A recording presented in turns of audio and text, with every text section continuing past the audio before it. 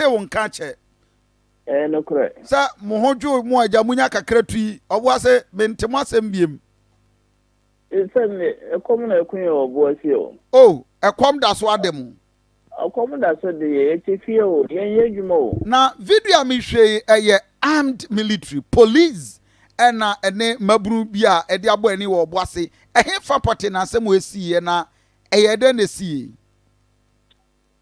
okay Akoma FM Benda wasi na mafasa akwanya yesu achie watiefo nyina no correct I'm saying 15th no so it's 3 days today. okay And to me on a minya nti say old PTP once well hono mo old PTP I omo ebubu free hono ma omo anye dwuma hobby. And the feeling that be a hono ma boys ni nim say kakra wo ma omo kofa abetimi ama omo chokumoni. Na dia kwaye de say ohono ayekuro ohono omo feeling this a feeling no ego so no omo accident ohonto hono ayekuro abe adani kuro sisi aminu kase enti omo koyi etutu ya na omo ayi de konna sai ayekuro ma ankasa sabi eti ye no ne yakọ honom ene so omo mfiri ho omo so komode omo ena ma omo ekọ saa bia no so in fact ye wotie omo asema omo kan nyina se enye omo pe eyekom ana de omo kọ ho enti omo srese nko omo fa kakra si dai emboa ebeya omo mfiri ho na omo nko ba na omo nsema omo kan nyina ne se yucha wo bo sisi a omo brankasa se de wo hwem branches na so wonya video na wo hwa e ni pa kakra bi na ko ho aha sa YouTube nyina me bo soldiers na ekotokoto fam a wo ma kroko mu tu omo ade na ade na ye bloody sa na se na omo no se omo mfiri ho mama omo embe fa ade na omo nso se omo ho ide komo de omo to omo ma omo fa bo attack baako bi nko okwa den ade chia wo ya obanya na point 1 bi wo nya 1 million kura na 50 cedi kura o de beto do kuno bia ye kuma gina suma me entimi bo just the anwea na wo ho no na boys ne person kwasesa na soldiers the police omo makwan now just be on the try me gina suna me ntie de e koso bi because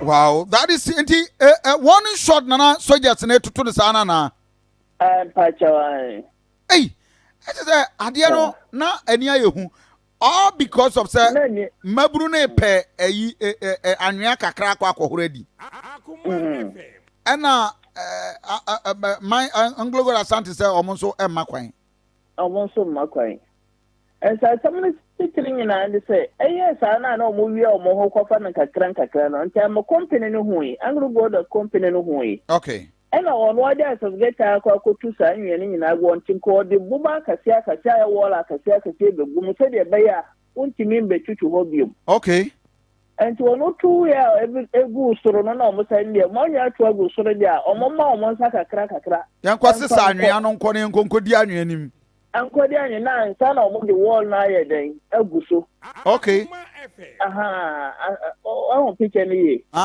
enti sesi a chese boys na ejina wo nyina pentetie keke asesa akwa akohoradi akohoradi say afi omo de wall ba agu so enti wall akatie na omo de bagu so na omo sandi anwie na mo ama asidi na tu agu ho ne de nka omo ma omo nsa bi mfanko na asa na omo de wall na ye den agu so amonso say da bi omo ma omo nsa bi nko ɛno na kɔfa dede ne nyinaa atiefo o join na me a kuma gina so ma me ko Facebook page armed military police in fact just say video I will share esi Obuasi just about 3 days ago.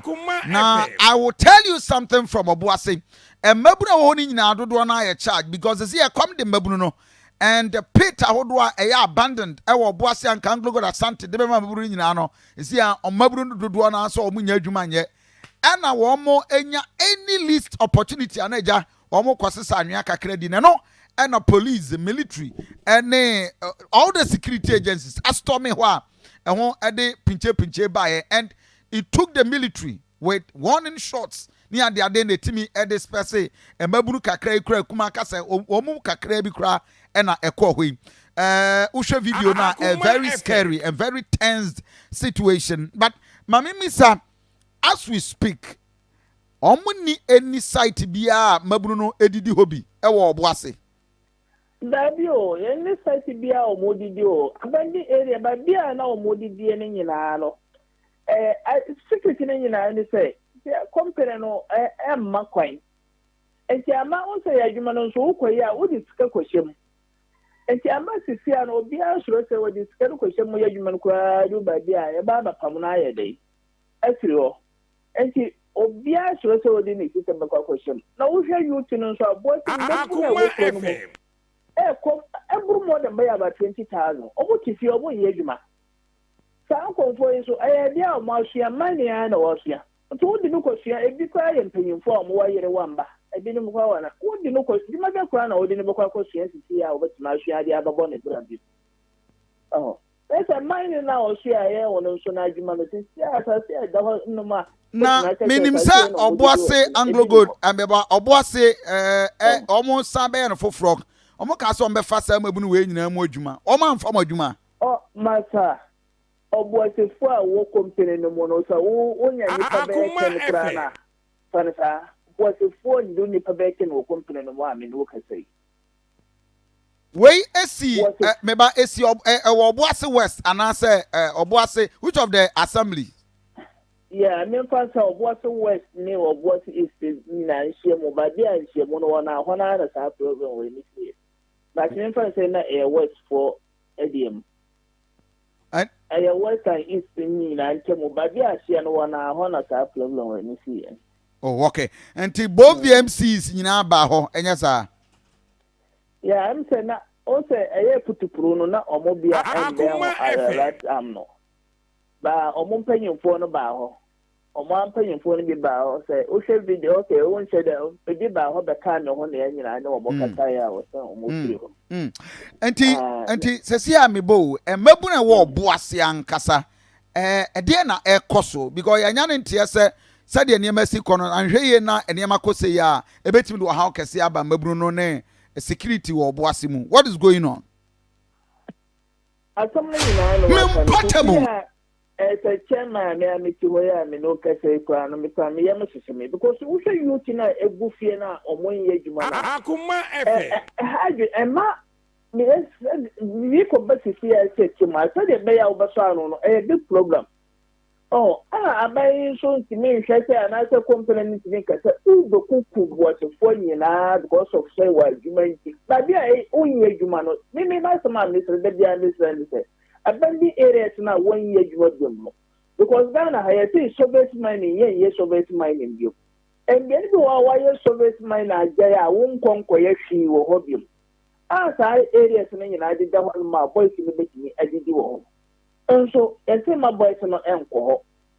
Okwa near Betcho.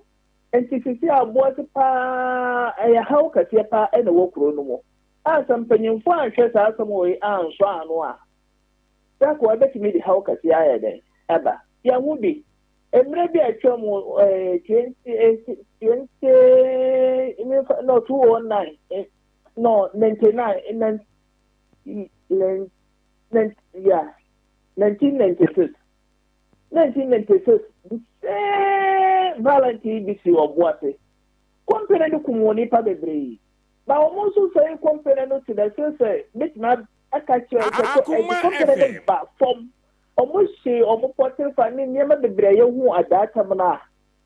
Yen person side any be ebesidim. Okay, now Kofi Jinasuma me because mabuna wo boasete for bi a wutie me na afen wa hwe video ya police for ni soldiers ekuratu a mabunu no nso ani abre oboase a ni nyina ne say Anglo Good Asante, one of their nurses quarters, and we told say mabunu no old abandoned pit wo mo adidi asia na minus Anglo Good Asante penifo hu ya the excavators ekwa akotua na omutu anwa ni gu ewe na mabunu say ni omutu dia omo mmedi anwa no eno ena di soldiers police ekopie ho a police for ni soldiers clock omutuo ete form okwohwe video ni mu a very charged moment mabunu nani abre a omo say ni yakọ ne de zi omo ni adwuma bi aye wo boase omo ni di kakra e won tatie nim udwane ya on Facebook page wo boase situation e koso no o pesa wo maye your side any a bit of it number ni 0575 5040 0575 504052 bomadian na get the production line na oni edi nkomo wo boase nkomo ayedi wo pese o ma comment e wo ho a 0575 504052. In fact, near Ekoso, ewo boase no yet time bomb so it is serious and Anglo God Asante is threatened over near Ekoso. Now, you need the chairman at the small scale miners that ewo boase and kasa from artisan miners wo chairman Kofi Adams Kuman adodo no ede nim no na ye ne no edi nkomo. Now, mama misa say yes mabru no madika didi nurses quarters ni nyina ase a chese sinse wiem kra ene wo mko hu ye no kra be na wasa asemi mu ne kra wo me portable ta nurses quarters na omo kano enye bagi a ese bia omo de ni nyina ase o I feeling that is so say me kan no omo ko boto kro no okay ni ka kra bi na le ADD mo me fa say aya rank kitwa bi na na wo ho no okay say na ekoso no ebetimi de hawa abama den wo ho no mo no asai ana company na nkasa dia fidie say ne o kotu o ye ni you know the wall agum nti wo the wall akase no gum a wontimi mbe sa die no biem ana omokotu gu sura asedi ekofa adom no nyina ebae na dia ni di ma samokoti nyina ne say Obwasofo nti mpanyimfo a etebe ye sa hwe highway a kopin da bense bibi be si ansa na ya ka ho aka portable na be wo hono ma sebi wo de hono ma boys na mu komo mo nyina ko gu hono se wa wonyim na wo be firi hono mbako ba bi foforo no ade amra wo se ye didi wu ni eye wei a wo mo kimi hwe sa na ye be tena hono ma tembi agise bibi si ansa na ya kohwe kwen ni solution a yedi batwa ebe na o hwe sa ko presi ni pe ko be about 20,000 a omo ye sa ma ni wei a omo nim sa ko foni nyina gofia a omo nya djuma me no kasai enti ko no da ti ye fete e be ko ya ma ya ni ipa ni ti wa na ko mo de na ni ma be ansa se of fata kura no wo ko akoye enti bo so kwa de sa no wo ti ha kura na wo yam kwa ti so o da na jo a wo yam so oh ajibia odi batu abonti ajibaki no na ya samko minim sa military eba oboase ememre bi kro mo bo obituo se wafa moba a woko akwakoye mining at the time na ye de ban atu galamsey so soldiers ya ehu omu eye wo mo a omo ya anti galamsey soldiers na omo ya normal routine soldiers to free kuma se ne bae we a company na soldiers what they want aduma ho ban. Oh okay. We official military egade Anglo Good Asante. Egade good. Sisi me no kasa bo se kwa so bi di duane o ma mo no aduane tonko. Wo aduane kwa to abonti ade o di agora wo dan wa nya obeba na obi asu aduane na nyina awaja no soko. Adan because o sa komode no. Jese komode no. Mabru ni adwuma ye nto obo ase kro no samre kosoro. Akoma one biane de koton o de kosi o so kwa kofa froye ne ne ma ba o ba mo no ya tamko ne dansa ne nyina. Wow. Is it that more than that? I matamoko. I come on. Enti boy ka Ghana ho. Enti panyefo aka bi mani ye no. Me antena ho ma niema enji nsam ansa na ya ka wa. Ba se se ya se Anglo Gold Asante ye san bie ye no na aboa ma oboase se se ade asundwa ba amrante mo ho atomo. Maka omo boa de be kasa asundwa ba oboase bia ya trofo won ka no kore. De be kasa asundwa ba oboase bia omo ho atomo no kore bia ni. Company na de oboase fo an kasa wo company no mo do ni pa be 10. Oboasefo wa Anglo Gold Asante enu ni pattern. Asante mo no omo ndru ba ni pattern. Memportable. So bi kasa ya be die company no oboasefo ho atomo na ye to on ka no kore. Enti mo pa sama mi kai mi to challenge brother be yan hwehwe mo bra mo si na be yan hwehwe mo se oboasefo kasa wo company mo so mo do ni pattern a o de si ni hu. Enya no kore obi akasa bi aboa. After na boasefo ho kire o wan kasa ya ho kire ye dia wo boase ye bre because side ma ya na mo di ese and one and people be share. Memportable. The areas na company no empire ya hwe no. What just actually modern na o man kwala on sabi even 10% mpo yi ma o ma boasefo be tima di so ma na ye.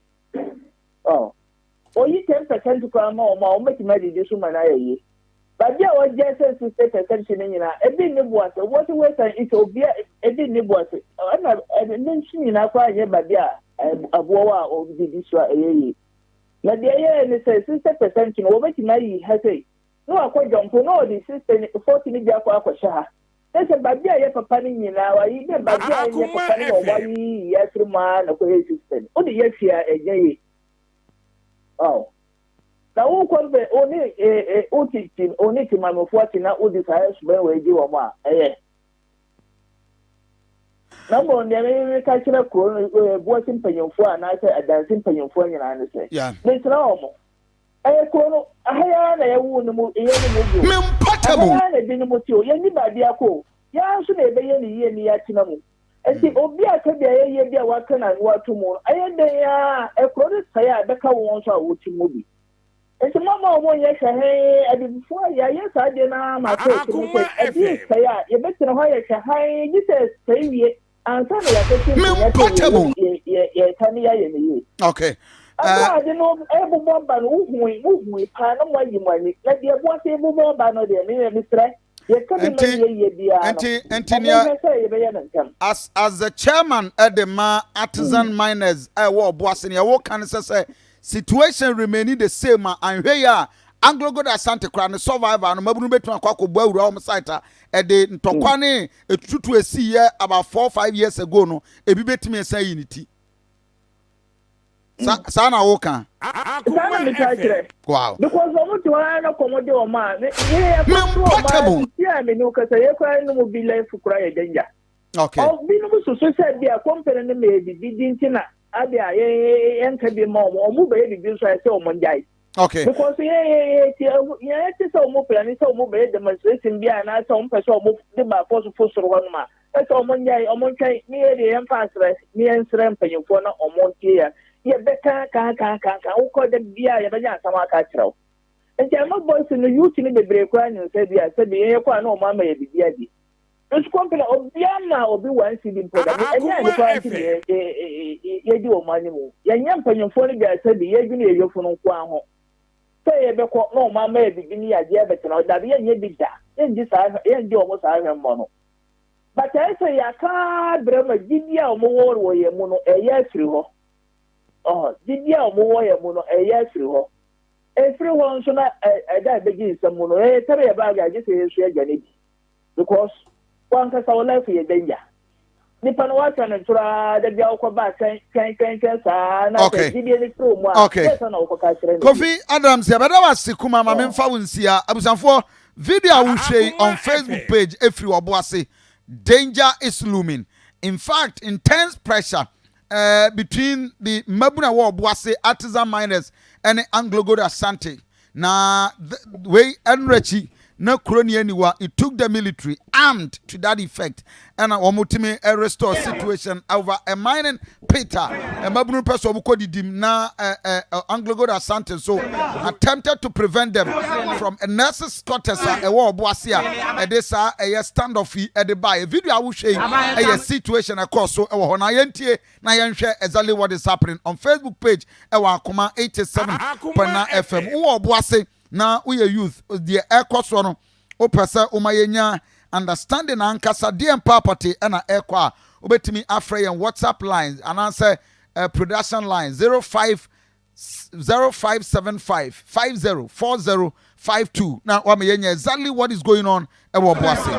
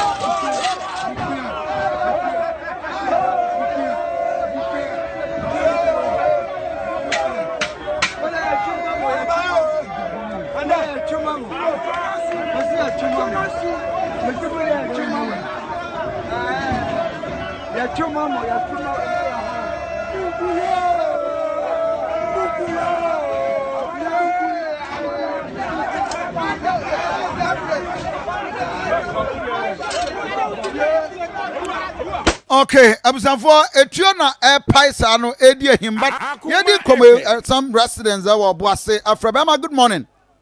Good morning.